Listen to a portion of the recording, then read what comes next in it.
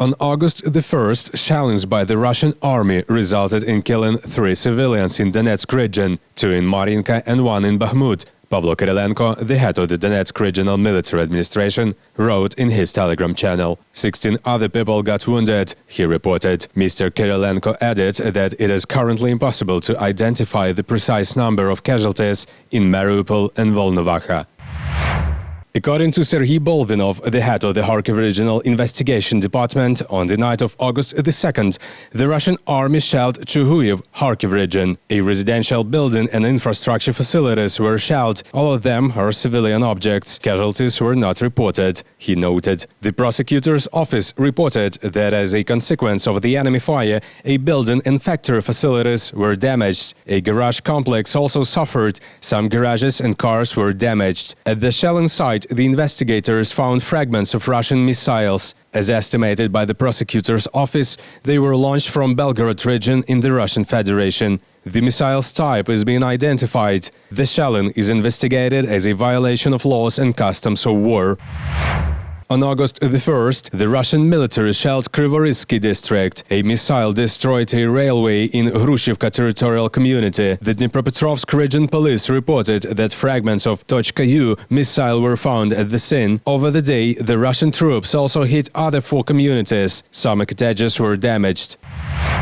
On the night of August the 2nd, Mykolaiv once again came under fire from the armed forces of the Russian Federation. Mykolaiv military commandant's office informed Suspilne correspondents about this. It is known that a Russian projectile hit a dormitory of one of Mykolaiv universities. According to preliminary information, a security guard was injured. As of 9 a.m., according to the regional military administration, 2 districts of the city were shelled. According to preliminary information, it is known that one of the districts was shelled from Smerch rocket launchers, the other with S-300 missiles. Residential buildings were also damaged. A food store caught fire due to the impact of ammunition and its fragments. Preliminarily, there are no casualties. Detailed information on the consequences of shelling is being clarified. As of 10:45 a.m., according to the information of the mayor Alexander Sienkiewicz, in addition to the dormitory, the windows and roof of 2 high-rise buildings were damaged, and the windows of the family clinic and school were broken. It is known about another grocery store that came under fire.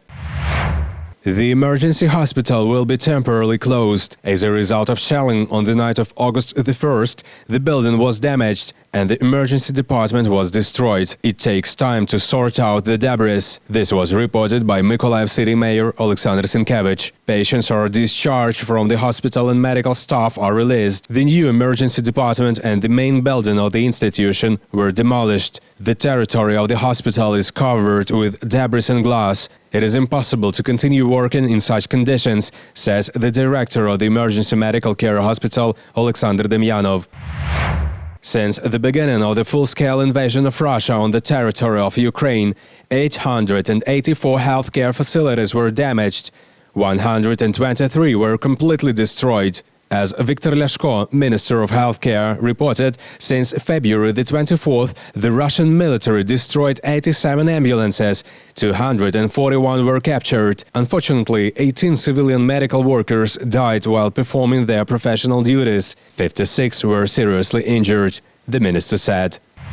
In the small town of Barvinkova. Yes. And we basically just dropped off some food and supplies and picked up 3 small puppies that are homeless and are coming back to the shelter with us. Veterinarian Clifford Redford came from Toronto for 10 days to help Kharkiv volunteers save animals, the man says. Primarily taking dogs and cats that have been displaced, injured, are homeless, and helping them feel better, treating them, doing surgery, and then also making drives into the hot zones like the Donetsk region and delivering food and medicine and bringing some of these animals back to a safer place.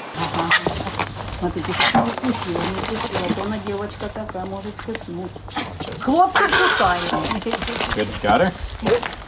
3 months ago, the man worked in Poland, where he met immigrants and volunteers from Ukraine. I fell in love with the people that were crossing, your countrymen and women that were crossing into Poland. Heard the stories, talked to the people here at Animal Rescue Kharkiv, and decided if these guys can stay when it's not safe and you guys can stay when it's not safe, I can come here and help out as well. She understands English. Clifford says that while he was in Kharkiv, a shell hit 200 meters from the house where he stayed. All right. 7, 8 in the morning. Holy shit. Okay. During these days, the veterinarian managed to visit the villages and towns of Kharkiv region and Donetsk region. There he met a family that refused to leave because they were taking care of 100 animals. Her and her son just refused to leave. They knew they might have to evacuate, but they knew they couldn't be happy if they left these animals on the streets to die. So it just gives me sort of a strength inside to kind of continue doing what I'm doing, and I've really been inspired by your people for sure.